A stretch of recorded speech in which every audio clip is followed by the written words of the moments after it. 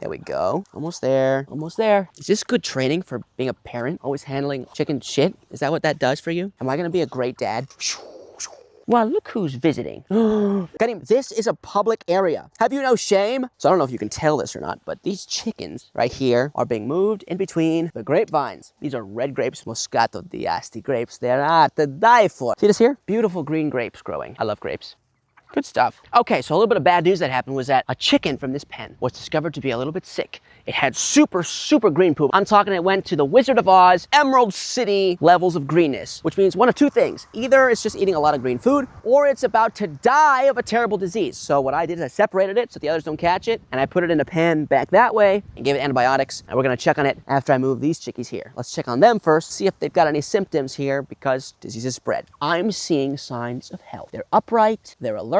I don't see any hunching. They're eating, they're drinking. All right, they're moved over. In a world where you can't find the clippers, gotta use your feet.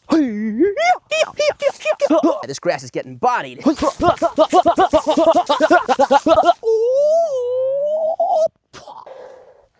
Grass has been terminated. Get to the chopper. Come on, come on, come on. Check him out. Why is there poop on the ceiling? What's up with that? Let's go look at the sick one. Complimentary door opening service. See this stick? It's going over there. Hiya! Oh, there are the egg layers, just carousing around. So we got a sick chicken. Its poop is way too green. I mean, whoa, it's intense. It's in this little house here. We've separated it. It's on antibiotics. It's in the chicken area. Let's open up and see how it's doing. Hello, chickie chick. Come see. There she is, hiding in the doorway with her super green poop. Look how green that is. That spells infection for sure. For surely sure. Poor thing. So that's her water, and it's all weird and gross like that because I stuffed it full of vitamins and propolis. I'm gonna have to pretend she's a suffragette for a moment. Force her to drink. Have a bloody beer, mate. Okay, here we go. Drink. Good girl. You could say thank you. You should thank your oppressors. So yeah, we'll see if that chicken survives. If it does, that's something to celebrate. Fresh water every day. I like to think that our customer service is the best in the country. Don't get too close. Don't do it. Oh, I have brought you some H2O. There you are, some H2O for you. What? What? Are you following me? What's on your brain? Are you implementing your plans now to take over the world, huh? You're so Machiavellian. How do you do it? How do you become so Machiavellian? I feel like I calibrated that nicely. Oh, look at that. It's even. Wow, miracle. Time to feed the dog. Come with me, come on. Stay. Eat. There we go. Hey, Bob. What you doing? All right. Blackberry jungle. Also, it's going to rain tonight. I gotta cover the chicks.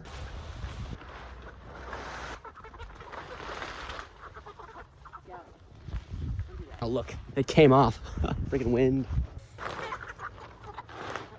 So while we're here, see that tree there? That's in the center of something called a rain garden. And a rain garden is this fantastic way to store water in the ground while growing plants. So what's going on here is we dug a pit in the ground, about 6 inches deep and 5 by 6 meters lengthwise. And then we planted perennial local plants inside, like thyme and oregano, strawberry trees and rosemary and things like that. And then we filled the 6 inches, just leveled it out with organic matter. That's wood chips, grass clippings, hay. And the purpose of this is because organic matter acts like a sponge for water. It stores enormous amounts of water compared to just bare earth. So if you plant your plants in a lake of organic material, they'll have much more access to water and long-term, a lot more resilience to drought and heat, because all that organic matter, as it breaks down, is bringing in so much nutrients, carbon and nitrogen and other things that the plant roots need to be healthy, to go deep, and to feed the life cycle in the soil. It feeds this whole chain of microorganisms and bacteria and fungus and bugs and all kinds of things that help the roots stabilize the soil, make it more spongy to hold more water. And as time goes on, this thing becomes more and more resilient to the point where after the first couple of years, you can often not even water it in the dry season. It just stays moist because all that water gets stored up in the organic material and it lives on forever.